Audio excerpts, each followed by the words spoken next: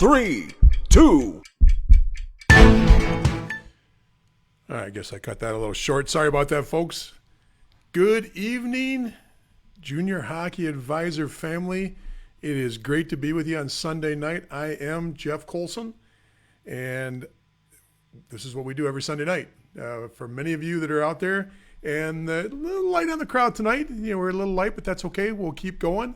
The whole idea is to ask any questions you have about the process from youth hockey to junior hockey, from junior hockey moving up the ranks into college hockey. We're here to try to help you understand the process, and that's what we'll do tonight. So let's get rolling with the show.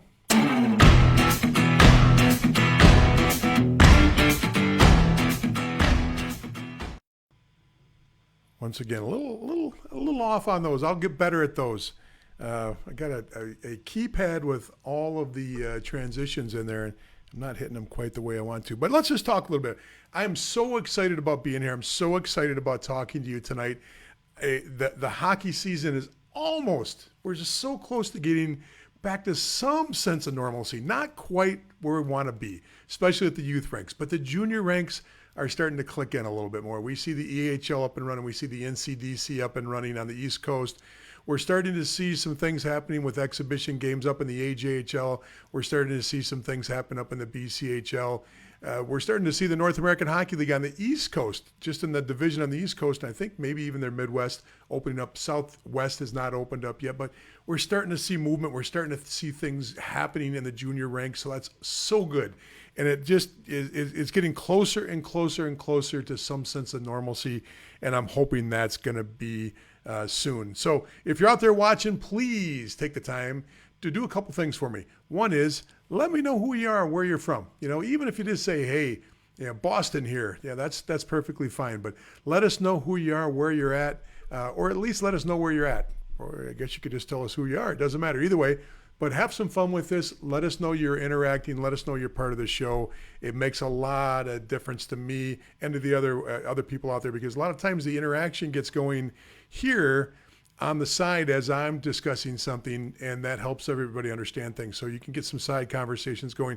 And it also translates over to when you go to the discussion group, the Junior Hockey Advisor discussion group. So a couple things. If you can, take the time to like and follow our page. If you're a part of our discussion group, like and follow the page. If you're part of the page, take the time to jump over and get involved with the discussion group too. They're two different things. They're separate, and you'll find great content on both. Sometimes a news story gets put onto the page, but it's not a news story that gets brought up in the discussion group. So just make sure you're involved with both. It would really make a big difference to us as we grow and we try to grow our family. Invite your friends, invite your family. Probably 30 to 40% of our members come because other people in the group are enjoying the content and they invite other people to it. So if you're a youth coach, invite some of the other youth coaches from your organization. If you're an administrator for a league, invite some of your coaches, make it part of what you do to help them enhance, because everything we do here is going to help you as a coach, help you as a parent, help you as an advisor. We've got over 100 advisors now. I think it's 120 advisors that are actually part of our community. So great advisors love this show. If you're not so good, you might not like the show, and that's we'll discuss that in other ways. A couple of things. I got some housekeeping things for you. First of all, let me say hi to Dan, Jeannie, Rich from Potsdam, and Jay Fowler checking out from Melbourne, Florida. I'm actually going to be down in Florida soon, and I'm looking forward to being down there. So who knows, Jay, maybe we'll be in the same hockey rink as I get down there. A couple things. One, if you haven't been to our website recently, get on Junior Hockey Advisor. There's one piece that when you first get on the website, it pops up, and it's called the 3 Promises Junior Hockey Programs Make That They Don't Keep. It's a great downloadable. It's free. It's great information. It's great content. I highly recommend you grab that if you haven't already. And on our Junior Hockey Discussion Group, Junior Hockey Advisor Discussion Group, we have 2 things right now on the announcements, right when you first get on the discussion group, that are both downloadables. So many people took advantage of them this week. I'm so glad you did. But remember, Tuesday, I'll be taking those down. They'll no longer be free again. Okay, though I believe one will be free. I take that back. The instruction guides or the handbook on how to hire will still be a free downloadable. However, the webinar course on junior hockey advisors, look at the family advisor, will go away. That'll be a paid product again.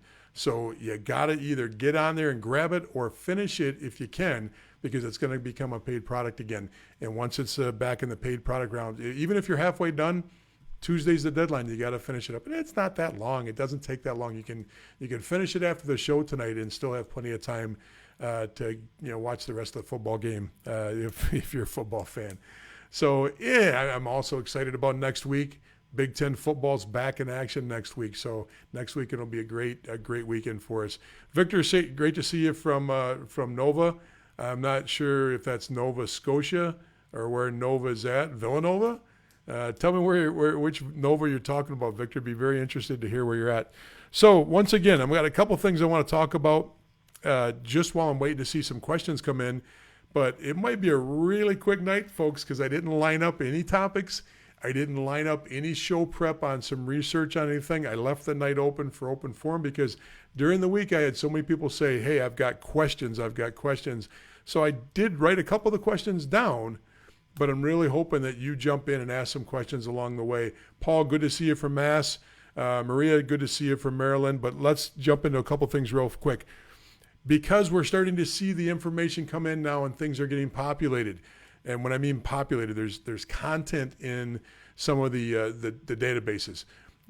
We talked last week about the protected list, the USA Hockey protected list. USHL, North American Hockey League, EHL, and the North American 3 League all get populated and put their protected rosters in. Once those protected rosters are in, that's when I go into action. That's when you're going to see the reports you've seen in the years past from me. If you go into YouTube, you'll see a lot of content. Junior Hockey Advisor, of course, and some of the reports that will pop out here in the next few weeks as soon as teams get up and running. Now, because the BCHL is going to be a little bit later, and some of the Canadian leagues are going to be a little bit later, this might not come out in the sequential order. But here's some of the reports that I'll put out. Top 3 USHL, top 3 rounds of the USHL. We'll do an analysis. We'll do a team-by-team analysis, meaning which teams did a great job retaining their players that they drafted, which teams didn't do such a good job. We'll also talk about where those players ended up and where they came from. Because remember, a big part of what we do here is talk about the reverse engineering of this whole process. Starting at the top and saying, okay, there's the D1 school I want to be at. How do I get there? Well, same thing with the junior programs. If you want to be in the USHL or you want to be in the North American Hockey League or you want to be in the NCDC or the EHL, any of these leagues, it's always a great thing to look at where the majority of their players are coming from. Now, some of it's very specific to teams and some of it's generalized information for the league in general. So we'll break that down. We'll break down the first 3 rounds of the USHL. We'll put out a report on Canadians in the USHL and the North American Hockey League, where they're coming from, what leagues they're coming from, how they're getting there. We'll look at the Americans. We'll go the other way now, and we'll look at the Americans in both the CGHL and the Americans that are playing specifically in the BCHL. There's going to be a huge difference in not only the amount of Americans, but where they came from or how they got there. I've already been watching a lot of what's going on in the BCHL. Not ready to put a report out yet, not ready to do any analysis on it, but it's going to be very interesting on how that breaks down. We'll look at the bottom 100 draft picks in the USHL. How do they fare? Do any of the does it matter to be in the bottom 100? Where do you end up playing if you're in the bottom 100? Is it just a formality? Does it really mean anything? And it's no different than looking at the bottom 100 in the NHL or the NFL. We'll take a look at that and do some analysis on that.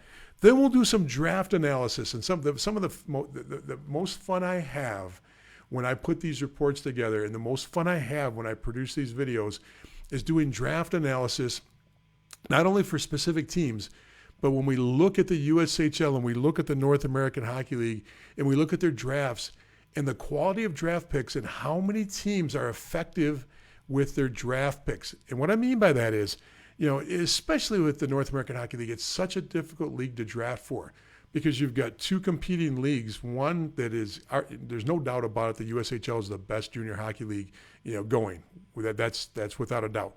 But you've got a competing league, the BCHL, that does pull talent, and you want to retain that talent yourself. So looking at that and looking at where those players end up and how many teams are actually effective of keeping those players, it'll be very interesting. Now, it's going to be a good year, I believe. I've said this all along. The North American Hockey League is the winner because of pandemic hockey. The North American Hockey League is the winner. The USHL had very little room to absorb any Americans coming back into the league, or players that would normally go up to play in the BCHL or the AJHL. But the North American Hockey League had room. So I think all leagues are going to be winners in this whole situation. The contraction we've seen actually means that there's more quality players for everybody. So across the board, I think that's I'm getting in a little bit of analysis and discussion there and opinion. The next one you'll see me do that'll come up here, and these aren't all coming out next week. This will be over a few week period here. We'll look at the USHL and do a draft analysis there too, just like we do with the North American Hockey League. And once again, if you want to look at the 2019 or 2018 reports or some of the videos, they're out there. Just grab them on YouTube. We'll also add one this year. We're going to look at the EHL and the North American 3 League and their outlook on what happened with their players and what's going on, where those players were drawn from, and seeing how much of a trickle-down effect we had with this whole pandemic situation. We'll look a little bit at the NCDC this year. It's a tougher league to do because their Division I output is basically 1 to 3 teams each year. So it really, I could probably just grab 3 teams out of that league and do the whole analysis off 3 teams, but we'll still do it. And then we'll do an overall D1 commitment analysis. And this was one of my once again, one of my favorite reports. Some other guys are doing this now. In fact, I can tell you right now, just because I'm doing this on the show, you're going to see some other people out there that will actually produce the same reports that have never produced these kind of reports before. That's fine. I still believe that we're going to do it the best here at Junior Hockey Advisor. And, when you see somebody actually duplicate what you're doing, I guess that means you're doing something good. So we'll do that. Then the last one we'll do, and we do this every year, is we'll wait till some of these polls come out, and then we'll shred the crap out of these polls. We'll see some of these other junior-involved sites that put out these power ranking polls or rankings and polls, and then we'll go in there and we'll show you how much they're just a vanity poll. It's for their advertisers, the leagues and teams that advertise for them. It's to appease everybody and keep everybody happy, and it has nothing to do with the top 20 teams or 30 teams or 25 teams or 10 teams. It has nothing to do with it. So I'll also teach you how to look at those things across the board, and we'll go to it. I have one question that came in a little bit earlier I'll get to, but I want to say hi to some people, see what we got out here. We already said hi to Paul and Mass. We already said hi to Maria. Victor's still waiting to see where I'm not, sorry, that wasn't Victor. That was, Victor. There you go. Oh, it's Northern Virginia.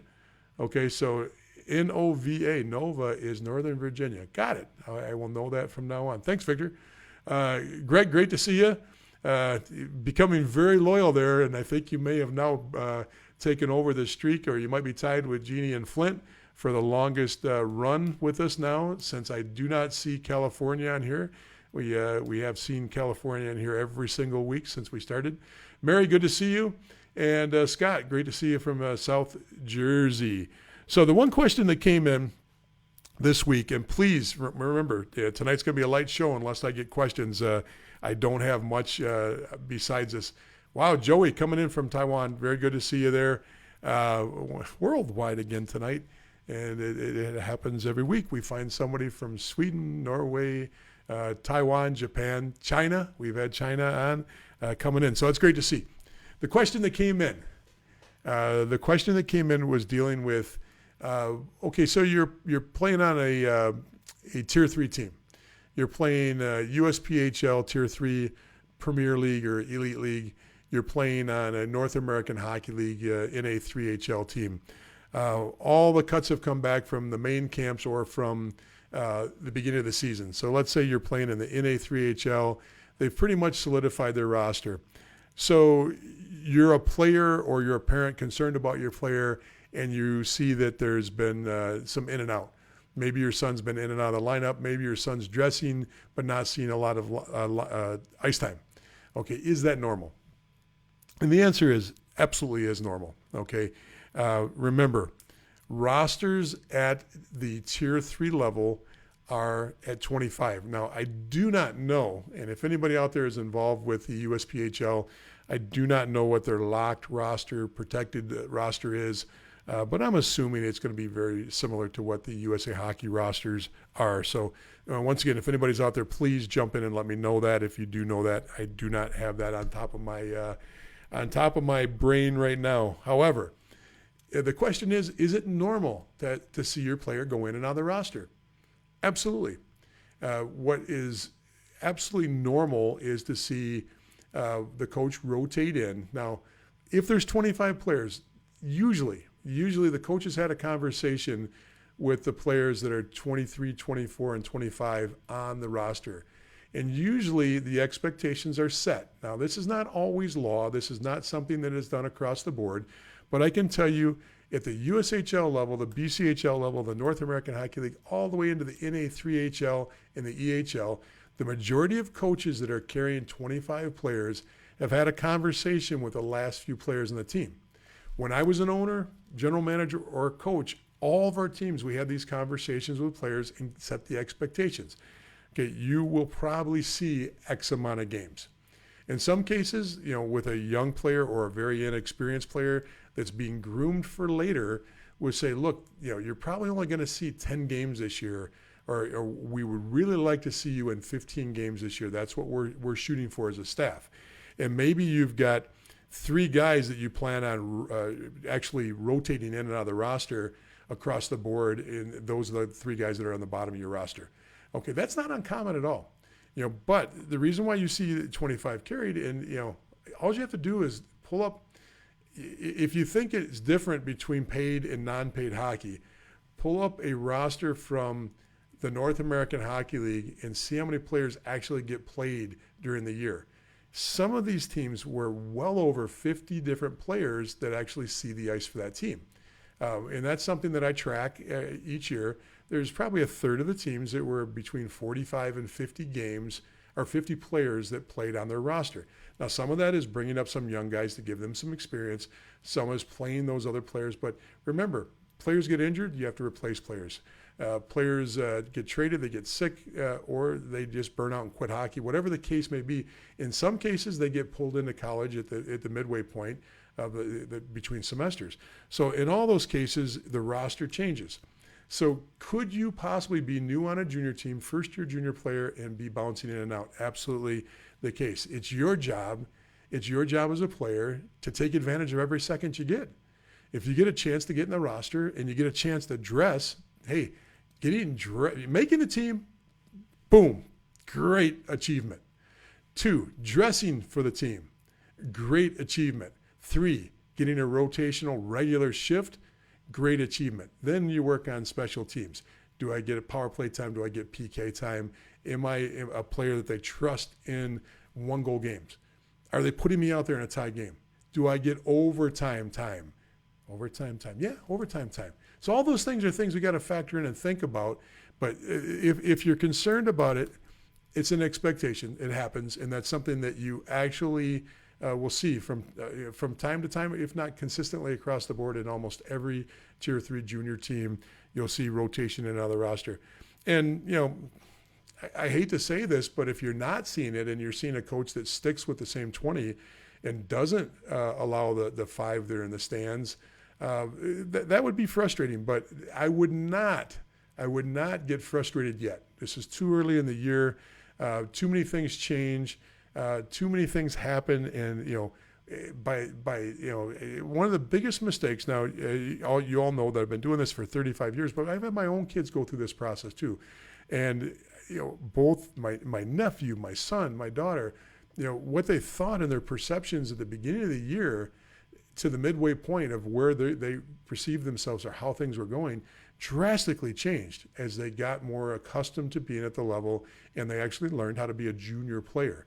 My daughter played junior too. She played up in Ontario. Cambridge, Rivalettes, the oldest women's hockey team around. And they play out of one of the oldest rinks around. So it's pretty cool. If you've ever been up to Cambridge, go check out the rink. It's pretty cool. It's extremely cool. So any of the Canadian people that are watching tonight, you want to throw that in there, let me know. Okay, let's look at Bradley threw up a comment here. It says Black Bears traded a top player who's headed to UMaine next year. Player didn't understand why. Any ideas on why a team would trade a college commit? And doesn't it look good? Doesn't it look good for an org to have D1 commits? Okay, so the question is, you just saw a trade go through. Okay, yes and no. I wouldn't read too much into it this time of year. First of all, you don't know what the Black Bears and Maine, or excuse me, I don't know where Black Bears traded to, but wherever the player went with the Maine Black Bears, I wouldn't read much to it. They may have had a future consideration situation. Either one of the teams may have had a future consideration situation what they had to fulfill. So that could be, hey, look, the next time you get a D1 commit, he's ours because of a trade that happened last year or the year before. We don't know that. We don't know what kind of back situations on this trade. Number two is, no, it's not that uncommon. It's not that uncommon. You see, not a lot, but even just going off of last year's North American Hockey League, there was tons. Did I say Maine? I meant Maryland. Sorry about that. Good catch on that. Anyway, the way these trades work is, just because you're a commit, absolutely the roster needs to see commits. But if you've got a really hot, let's say you've got a power play specialist that's really hot, he's talented, and you've got a commit that's sitting there, why would you want to commit when you're going to get more attraction for a really hot player?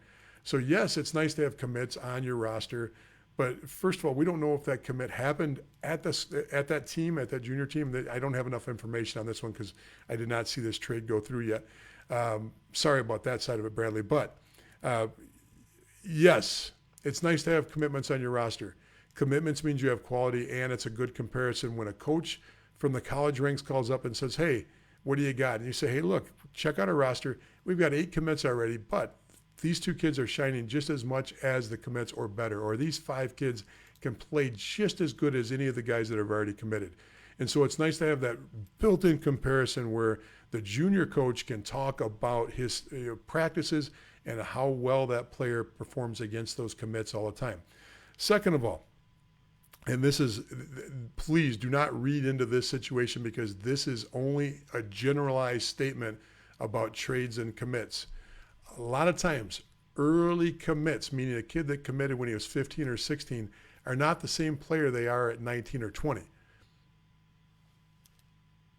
I don't know anything about this trade. I don't want to infer anything. But I want you to know that a 15 and 16-year-old may not be the same player and may not play the same as he did when he was 15 or 16. Maybe he's lost his edge. Maybe he's not motivated anymore. Maybe he's just been coasting ever since he's had his commitment. You'll see some commits, and they're out there. They're out there in every single league, the D1 league. And when I say every single league, the majority of them are BCHL, North American Hockey League, and USHL. But you'll see a kid that's been committed for 3 or 4 years. He might be on his 4th or 5th junior team. It's not that he's a cancer. He might be a great kid, but maybe the motivation lacks, or maybe he just isn't putting the effort in because, that's a lot of pressure to put on some kids. Some kids, the maturity factor hasn't kicked in yet. So when they get this commitment, they go, and the whole family does, not just the kid. The whole family goes, oh, thank goodness that's done. But it's not really done. It's just a feeling that it's done. So you get a lot of situations where I can go on and on about this, but I think you get the point. Bradley, let me know if that helped a little bit with that. I'd like to know if that really explained that or not. But the reality is, getting a commitment early sometimes is a kiss of death for a player. It literally can be the worst thing for a player and not the best thing for a player. Now, every kid's striving for that. That's the ultimate goal for every hockey player is to find a college to play for. That's great. That's absolutely great. But let's just keep in mind that, think about these kids that have been playing hockey since they've been 5, 6, 7 years old. D1 hockey and pro hockey have been, that glitter in their eye. That's been what they go to sleep thinking about. They wear these college jerseys. They fantasize about playing college hockey. And as they creep closer and closer to it, and they actually achieve that goal, it can be a mind-screwing exercise for them and their family, okay? It is not always a positive, and it's very, very difficult. And that's why, you're starting to see so many of these players that are actually starting to use performance coaches, mental performance coaches. And it's not a bad thing. And you start seeing a lot of teams that use this. Now, a great USHL program understands this, and they counter it, and they understand how to attack that problem. A great BCHL team, a great North American Hockey League team, they know how to balance they know how to draw out the motivation. They know how to reset the clock. They know how to get the kid some zest back in his life. And they're good at it. They're very good at it. These teams know how to deal with this. But some kids, you just don't see that change come. So, getting back to the actual situation with the North American Hockey League trade, I can't speculate on that. I gave you some ideas of what could happen there. Could it be that he just said, I don't want to play here? Remember, players ask for trades too. Players absolutely ask for trades, and it happens, more often than you think. The trade is generated from a player not wanting to be there, not so much from the coaching staff wanting to get rid of, or the general manager or the ownership wanting to move a player. So sometimes they do it just to accommodate the player. And it can be for family. Trades in junior hockey happen for a myriad of reasons. Now, keep in mind, this is not major junior hockey where there's money attached to these trades. Now, don't get me wrong, there can be money attached to a trade at the North American Hockey League and at the USHL level. However, I'm not talking about that's a nominal amount of money, okay? I'm talking about the situation where major junior does things differently. There's major money that goes in major junior hockey. Some of these players are literally going to be worth millions of dollars in a few years, and having them as a marquee player makes a difference for a team in many ways. But if we talk about the NCAA-bound junior hockey player that asks for a trade, it could be because of family reasons. I've seen numerous kids get traded because if they're very young, they might be homesick and just want to be closer to home. Maybe they can't really function being 1,000, 1,500 miles, 2,000 miles away from family. Sometimes there's a relative and they want to be closer to home because of a certain situation. Maybe dad's not in the best of health or mom's not in the best of health. God forbid that happens to any kid this year, but that's a reality that happens all the time. So across the board, I wanted to say that these happen for a lot of different reasons, so I hope that helps a little bit on that. Once again, folks, the door's wide open for questions tonight. I got a couple little small topics to talk about, but really looking for any kind of input that you have, any kind of questions or comments that you have to come in tonight to keep the show lively. Otherwise, we're going to make it a really short night tonight, and that's perfectly fine too. We don't have to go an hour every single time we're on, and I think sometimes maybe you might even get a little bit sick of hearing me talk for an hour. But, if there's anything you need to talk about right now, I'm checking on some of our other platforms as we speak here to check to see what's coming in and see what kind of information is coming in across the board. Okay, so, oops, you don't need to hear me talk.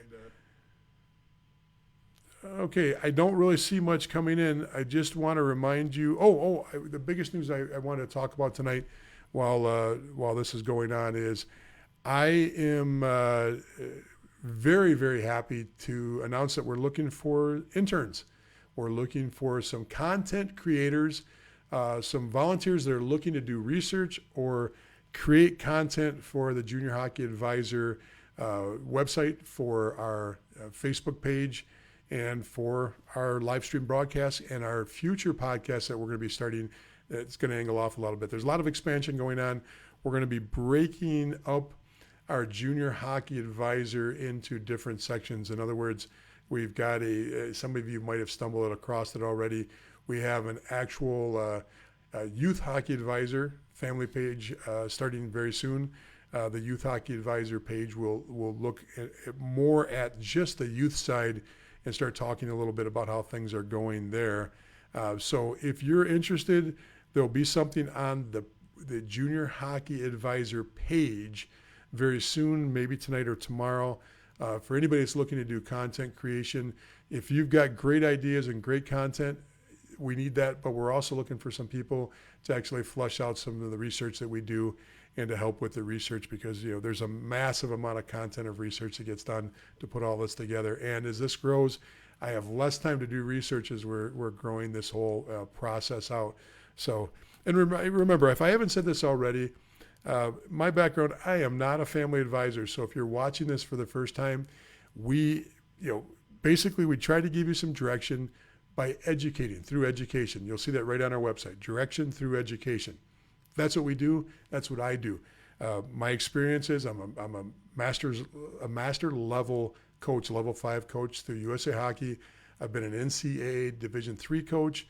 I've been a junior owner of multiple franchises and a general manager, a coach. This has been going on for over 35 years for me. So I just want to make sure you know that we are not soliciting you to be, to advise your child. That's not the purpose of this. The purpose is to help you build a strategy. And now, with that said, you go on our website. We do have products on there, coaching calls and actual webinars that we sell that actually go through the process to help you, build that marketing program, that marketing plan for your child, for your player, for your athlete, for your student athlete.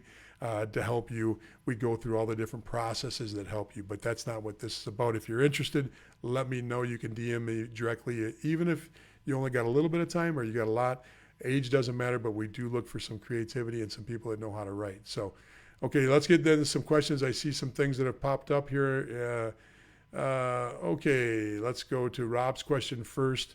And his question, as I throw it on the screen there, if you are drafted in the CHL, are you still eligible to play in the NCAA? Yeah, Rob, that's a great question. The answer to that is yes, you're able to play in the NCAA if you're drafted. Now, once you go to camp, and I believe right now you're able to stay 47 hours and 59 minutes and 59 seconds before you click into loss of eligibility. You would, I think pretty much every site now, and you can always go, last week we talked, or 2 weeks ago, I forget now, we talked about College Hockey Inc. Any eligibility questions, go to College Hockey Inc. Sometimes they subtly change, and I'm not always up on the CHL's eligibility requirements. It used to be you could spend up to 2 days on a visit. You could skate with a team, not in games, but you could skate in a practice. You could spend the night. You could go in the locker room. However, you definitely want to go to College Hockey Inc. and look at the NCAA requirements on that to make sure that you're doing things right, Rob. But that's a great question. You can actually talk to these teams. You can go visit these teams for a very limited amount of time. Don't play in a game unless you plan on plunging in.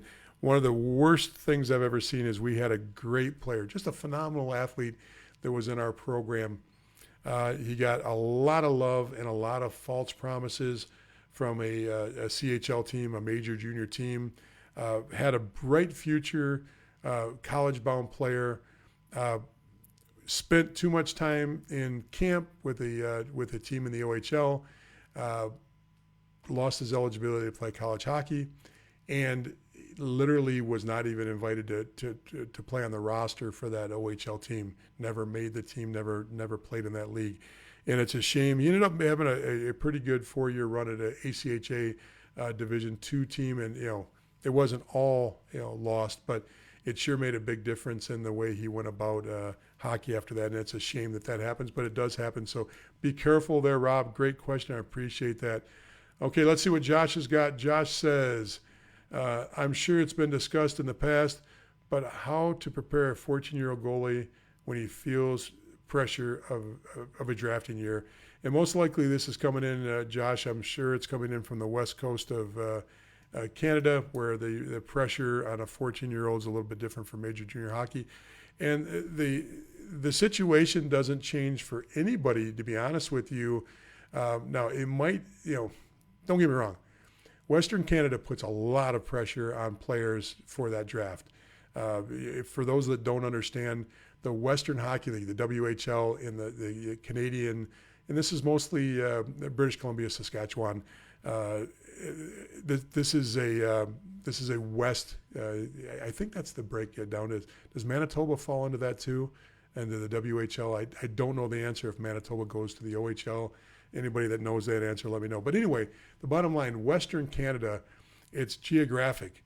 The way that the CHL, the Canadian Hockey League, which is the umbrella over the three major junior leagues, works is it's broken down by there's actually borders. You if you're in the Western Canada side, you don't play for the Quebec Major League, you don't play in the Ontario Hockey League, you play in the Western. If you're in the Ontario area and in the Ontario province, you play for the OHL.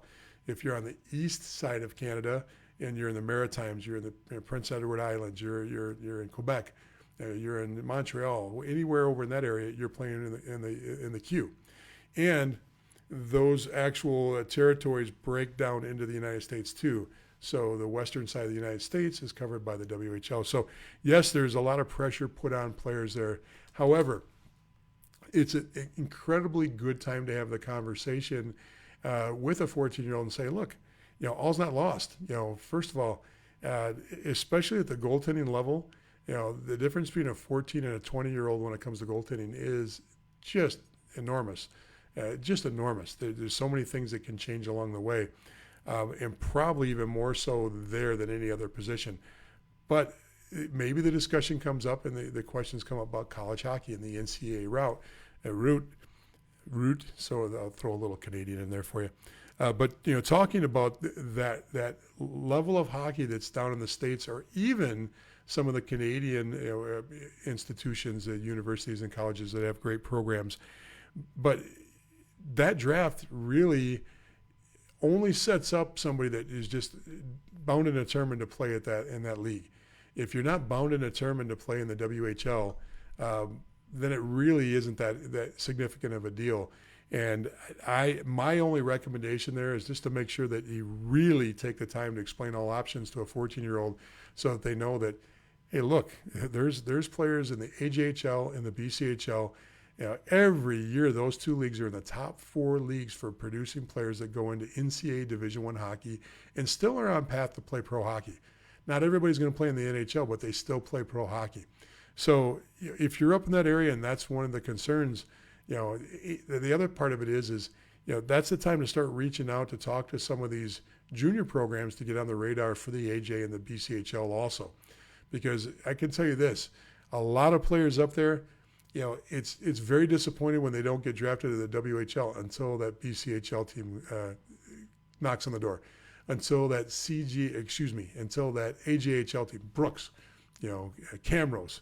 As soon as they reach out to some kid that's up in Edmonton, then all of a sudden it's all forgotten. It's all forgotten because and here's my analogy on that. It's all forgotten. It absolutely does get forgotten in the way you think.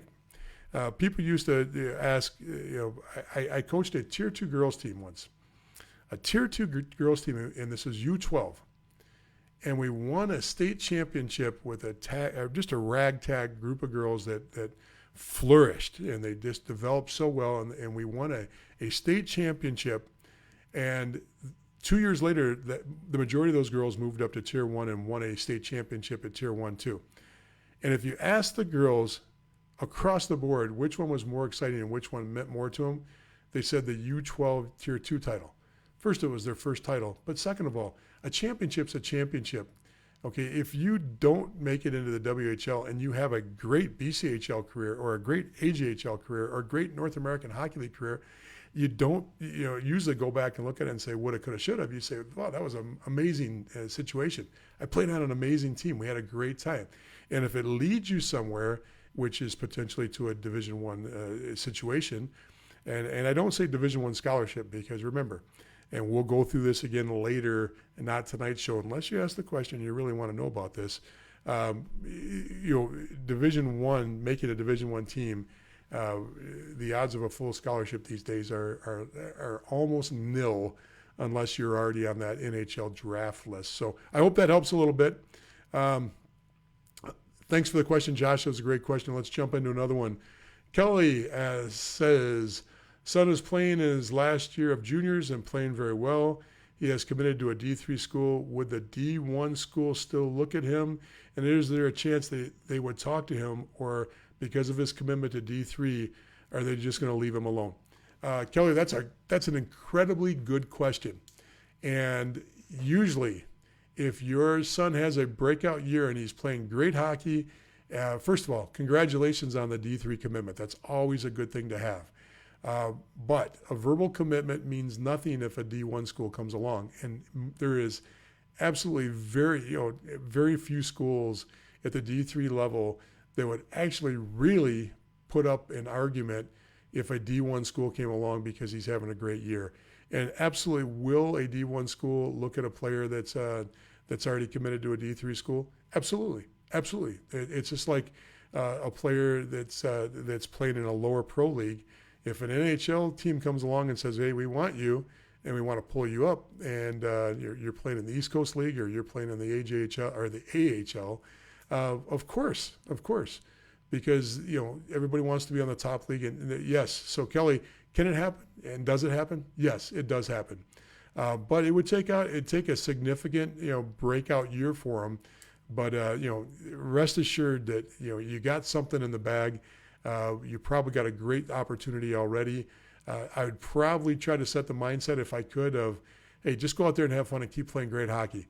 Let the chips fall where they may, because you're already lined up with the school. Do everything you can to keep that situation as positive as you can.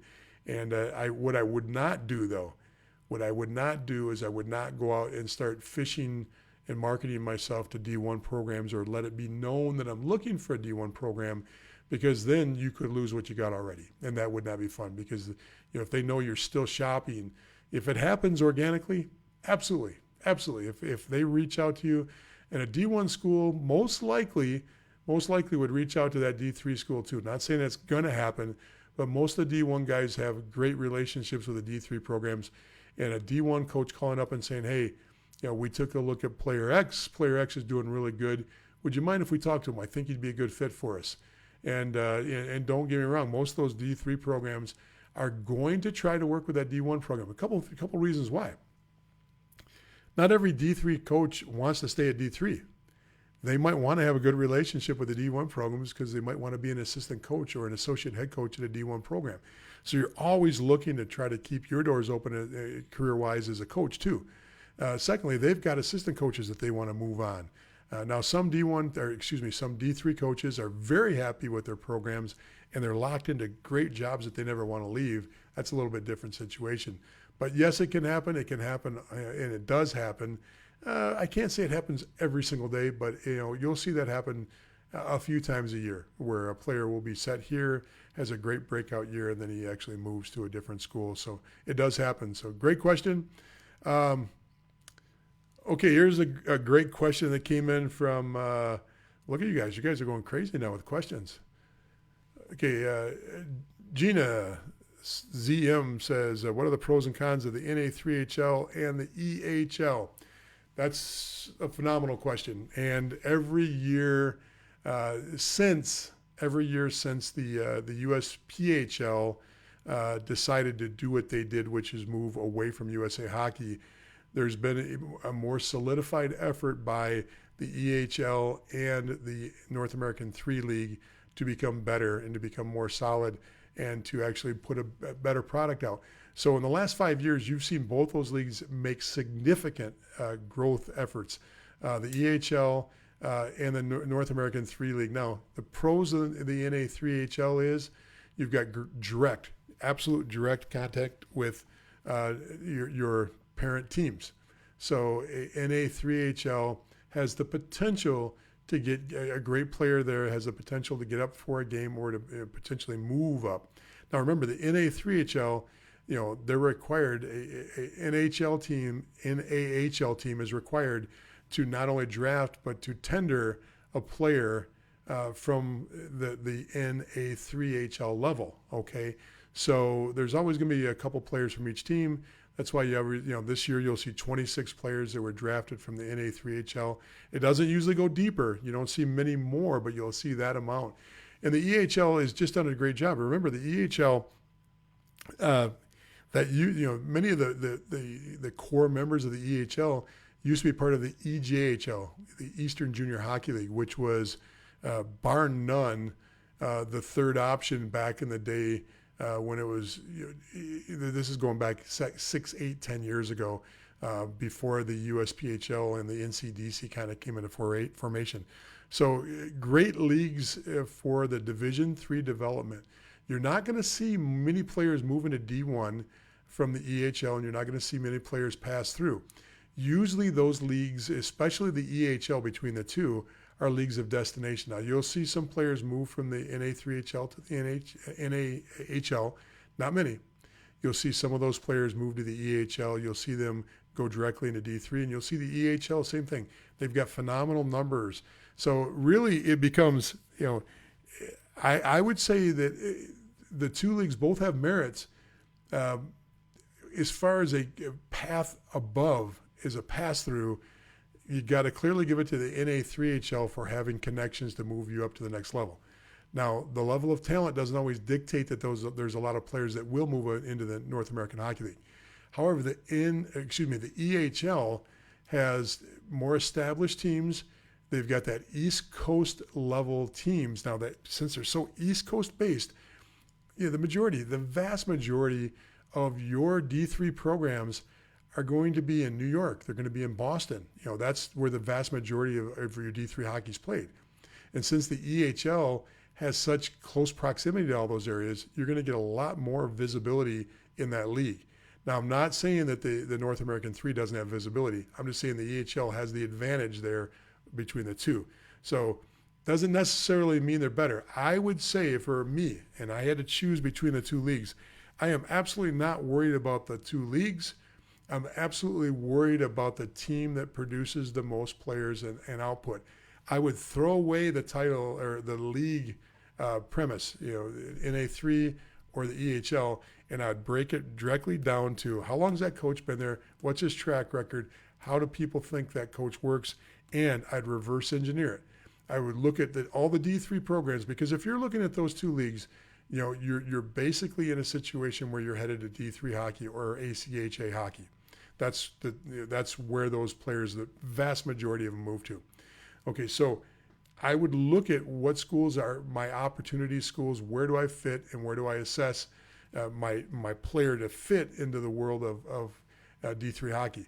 Am I a low-level D3 player? Am I a mid-tier 3? Or am I elite in the D3 ranks? And if you're having a hard time with that, talk to your current coach. Ask him, hey, what kind of player am I? Where would I fit in the world of college hockey, as I keep moving up the ladder? Then I would work backwards, find the programs, and there's 3, 4, 5 great programs in each one of those leagues. So the real question should be, what team fits me the best? Is there a team that really, one of the best leagues you can play in for both education and for the hockey is the New England Small College League, NESCAC, okay? And some of the schools in there are legendary. They're mini Ivy League schools. They're great schools, and in many cases you can get more aid going to play for a NESCAC because there is no scholarships when you go to one of the Ivies. And unless you're super, super, super hot on your academics, I mean like world-class hot on your academics, you're not going to get any money, because the only way you're going to get money in an Ivy is through academics, through an academic scholarship. And since that's impossible for most hockey players because they've got hockey to worry about and they're trying to balance hockey and academics, a lot of players will look at the NESCACs because there's money there. So if you're trying to get into one of the NESCACs, you need to back up and look at all the NESCAC schools and say, and I'm only using the NESCAC as one example because you can look at the SUNY schools for the same kind of opportunities. But if I'm looking at the NESCACs, I want to see where they're pulling their players from. And since they're going to be pulling their players from the EHL and from the NA3HL and from the NCDC, I'm going to find out what program fits the best to fill. Now, that's the other thing about this is when I'm talking EHL and when I'm talking about the NA3HL, remember the majority of the teams that are in the NCDC fall into that same category. Not your top teams, not your elite teams, not your Junior Bruins, not your New Jersey Hitmen, and there's always one or two other ones that'll push up in that category. But your bottom half of that league, They're battling on maybe getting one Division I commit. But remember, right now the NCDC, if they have fresh commitments of over 10 for a year, that's a successful year for that league. Now, they sell themselves as a Tier 2 league, and this is not a slight on them, but I would definitely consider the NCDC as an opportunity to move into great Division III college hockey too. So, if you're looking at comparing the two, I would throw the NCDC into that mix too. So hopefully that helps. And if not, you can always DM me. Richard from Long Island, great to see you there. Okay, got a question from David. The question is, I have heard that if your kid is good enough, they will find him. Is that a sound strategy? No. Let's just throw that out there. Okay, David, that's an excellent question. The comment, and you hear this all the time, you hear this from U18 coaches, U16 coaches, you hear this from your house coaches, you hear this from your travel directors, you hear this from your AA coaches. Don't worry, if you're good enough, they'll find you. That is absolute crap. You have to put yourself into a situation where you're marketing your player.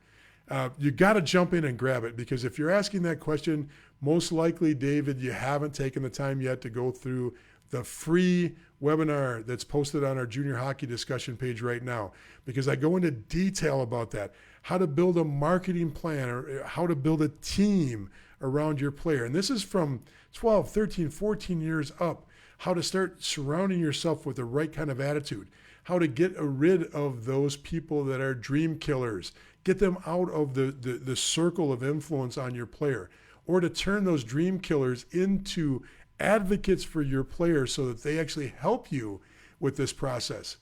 And I'll give you the example across the board of a dream killer. A dream killer could be a private lesson instructor. They're doing an awesome job with your kid. Your kid loves the private lessons. He loves what's going on. You're getting great work out of this person. The person really cares about your player. That instructor comes and sits next to you in a game and is watching little Johnny on the ice play, and he goes, why is the coach got him on the third line? I wouldn't have him on the third line. That's a dream killer, because now he just put something in between you and your coach. He just put something in between you and your team, a thought. Okay, you can't have that. You've got to have people around you that are supportive of it. And when that question comes up while they're on the third line, he goes, look, talk to the coach. Whatever the coach wants me to do to help with the skills, that's where I come in at. I help with skills and with confidence, because a great private lesson instructor is 90% confidence building and 10% skills, because building that confidence during the practice time with a private lesson instructor will absolutely carry you over into the games. But you can't let dream killers get involved. You've got to triangulate with a marketing process, with the right people around you, with a team.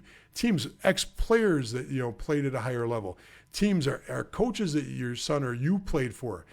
Some of the best, growing up and being around this game for a long time, there's people that use me as a reference point on a kid that's never played for me, but I watched him play against my kid, or I watched him play when I was coaching juniors.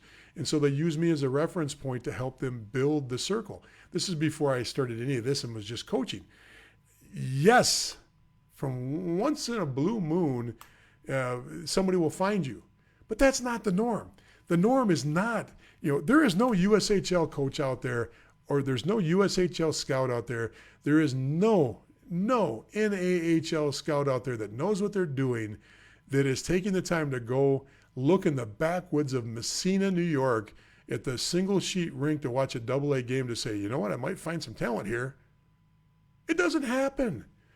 Now, they might have a buddy that they used to play college with when they went to St. Lawrence or they went to Clarkson that's up in Messina and says, hey, look, you should really watch this kid because he's good. Okay, that way you might actually fall into the back door. But the vast majority of players, it's coming because they've got a relationship with a program that produces players. All you have to do is look at the Detroit market and look where all those players come from. Pull up the U16, U15, U16, U18 teams.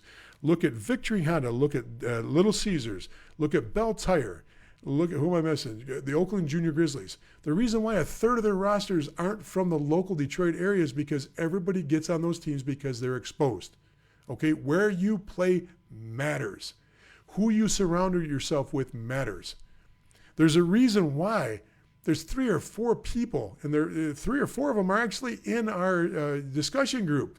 They belong to it, that run these showcase teams, that are great with these showcase teams. There's a reason why their players always move up to the next level. First of all, they go out and recruit great players, but they recruit players and then they help build a process around them. They're promoting them. They're talking about them. They're pumping tires because it's not the same world it used to be. Showcase teams and showcase coaches talk to Division I and junior coaches all the time now. It wasn't that way before. In fact, you'll see a lot of these showcase coaches are actually literally tied to junior programs, or they're tied to great U18 programs. They're tied somehow into the whole process now, where they're the director of player personnel for a program. They're a U18 coach for a great program, and they run a showcase team too.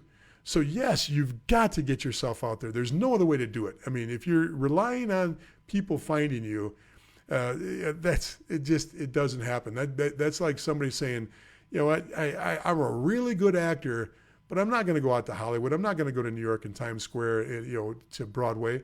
Yeah, I'm going to stay here in Rochester, New York, and somebody's going to see this face, and they're going to sign me to $1 million contract. That's ludicrous. It doesn't work that way. If I want to be on Broadway, I got to be on Broadway. If I want to be in Hollywood, I got to be in Hollywood. And I got to pay my dues. I got to work the streets. I got to market myself, and I've got to produce something that actually is worth it. So yes, talent's important. Absolutely, talent's important. But put yourself in a spot where people are going to see you. That's the only way it works. I know that's a little bit of a rant, but I hope that helped a little bit, and I really hope that answered that question. That was one of the best questions of the night. At least got my blood boiling a little bit. So, Kelly, good to see you from Seattle. Dana, good to see you there. Sandra, Manitoba is not OHL, it's WHL. Thank you. I knew somebody would come in and help me with that one. Thank you so much, Sandra. Jay, once again, Winnipeg and Manitoba is WHL. Appreciate that. I couldn't remember which way it went. It makes much more sense now since the OHL is the bordering and the OHL would be Ontario. So, okay. Let's see what Richard has to say here. Richard says, I envy the simplicity of the leagues in Canada compared to the confusing multiple leagues in the USHL. Yeah, you might not, if you live up in Canada or if you're involved with the Canadian leagues, they might not agree with you on the simplicity. Because remember, the CJHL is, first of all, you got the 3 majors up at one level. Set them aside. That's considered professional hockey for the most part. But let's look at what's NCAA-bound players and NCAA-bound levels, which is the CJHL and below. And the CJHL has 10 leagues. There is a vast, vast difference between the top of the CJHL and the bottom of the CJHL. And there's no slight because every one of those leagues are important. Every one of those leagues has a purpose. Every league has a need to be there. However, if you're in the BCHL, if you're an American or Canadian in that league, the odds are you've got a great chance of playing quality hockey at another level above you. If you're in the SIJHL, which is the Superior International Junior Hockey League, which is only 6 teams, it's 3 in the United States. I believe they're all in Minnesota now, Minnesota, Wisconsin, and in Northern Ontario. The Superior International Junior Hockey League doesn't produce Division I quality players. Now, there's still both CJHL teams, but there's a vast, vast difference between the 2 levels. I believe the SIJHL hangs its hat on one player actually came through there as a young player, made it to the NHL, where the BCHL has dozens of players that have passed through there that are either currently in or just left the NHL. So I don't know if the simplicity is as easy as it looks. But remember, in the United States, although the USPHL and the NCDC, which they're their own organization, it's the NCDC on top of the USPHL pyramid. They're kind of a standalone side process. USA Hockey is pretty clear. I mean, it's USHL is on top of everything. That's pretty simple. The North American Hockey League is second on every single metric you can use. Now, Are there 2 teams, 3 teams inside of the NCDC that can compete at least at the North American Hockey League or potentially at the USHL? Absolutely. The New Jersey Hitmen absolutely are in that category. There's probably others, the Boston Junior Bruins, depending on what year it is, absolutely is in that category. But there's no confusion. There is the USHL, then the North American Hockey League, and then everything else. That's just the bottom line. There's no other way to look at it. It's not that confusing. People want to make it confusing. People in the industry want to make it confusing because a lot of Tier 3 teams want to sell you on the fact that they're just as good as whatever is across the street. They're just as good as whatever is competing to get you to go play for their team. So hopefully that helped a little bit, Richard. It's a great comment, but I just don't know if I can agree with it across the board. Sandra Murray, I'm not sure what the AMM brother is, but I'm assuming I said something very intellectual, smart, cunning, and just provocative, and that's what you're talking about. So hopefully that's what the comment's there for, Sandra. So I appreciate that comment across the board. Let's see what Mike's got to say here. I'm going to have to wrap it up. NESCAC schools average $60,000 a year. You mentioned the majority of D1 is not a free ride. Many D1 schools are far less per year. What do potential D3 scholarships look like? Well, D3 doesn't use the word scholarship. They have what's called grant and aid packages, and it gets a little bit complex. Now, in many cases, there's so much to open up on this. I'm going to do a whole different show on this because there's a lot of things here. One is, yes, there are full rides at D1. However, remember, a D1 roster now is 25 to 28 players. Even if you're at a school, you're at Michigan, Michigan State, Ferris, Bowling Green, you name the school, North Dakota, they only have 18 full scholarships that they have to appease their 25 to 28, sometimes up to 30 players with. So now if you got I use the example of a player that's very near and dear to my heart. I don't need to name names. Number 1 overall USHL pick, come off of 2 years at Little Caesars, winning back-to-back national championships as the leading scorer. Went to college as a D1 player and paid for his first year. Once again, first overall pick in the USHL. 2 back-to-back national titles playing 16s and 18s. Leading scorer on that U18 team. Paid for his first year. Now things, money financially came in after that. But think about that a little bit. Think about what your expectations are about versus the reality. D3 is a little bit tighter than you think. Now there's grant and aid packages, and it's usually on income of the family based. However, there are scholarships available. The difference is, and this cleared up about 10 to 15 years ago in the New York schools, and I won't pick out any individual schools. There was let's just say that there was a couple of schools that their German program and the money that they were using for students that were studying German was heavily weighted towards athletics, and especially hockey. In other words, there were German majors that had no reason being German majors, and there was a lot of money being given to them. So that's tightened up a little bit because of some restrictions and some sanctions that were put on by the NCAA. However, it doesn't mean that you can't get academic money, as long as it's available to all students on the campus at the D3 level. So yes, there's plenty of D3 schools that can get you a much, much better deal than a D1 school. There's much more flexibility at the D3 level because of the fact that they can use different grant and aid packages, especially if there's a financial situation that matches. In other words, if you're in an income bracket that can help you. Now, then that means, if you make too much money, it doesn't matter. You're just not gonna get much on that side unless it's academic based. The biggest place where there's money right now, the absolute best place to look for money if you're looking for hockey and school right now is the ACHA ranks. There are ACHA, well, I'll give you an example. Long Island University, before they went D1 this year, when I was coaching, they were giving away money that was astronomical amounts to students to get them to go there. And it was amazing. They were getting sometimes 30, 40, 50% off tuition to go play college club hockey. And you'll find that the ACHA ranks, because they're not NCAA bound by anything, there's a lot of money there, and a lot of players should be looking at the ACHA ranks if they're looking to get some financial help to go to school. Absolutely would explore that across the board, and especially with some of the state schools and what they can do. There's some phenomenal situations there. Is it the same brand of hockey? Depends on where you go. Some of these schools, remember, Arizona State, Penn State, they were ACHA Division I schools before they became Division I programs.